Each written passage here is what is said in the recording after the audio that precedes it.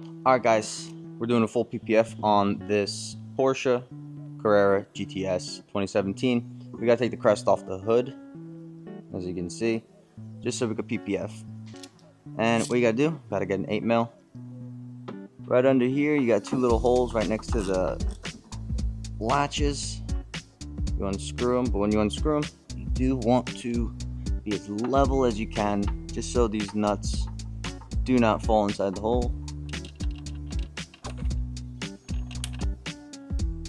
And there's one.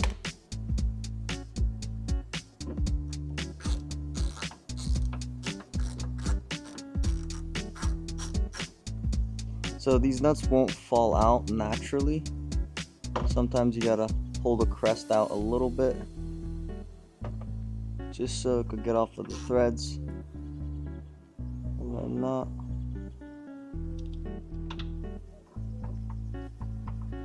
You gotta be real careful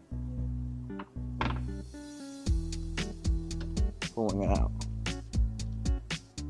There you go. And that's how you take the crest off of Porsche.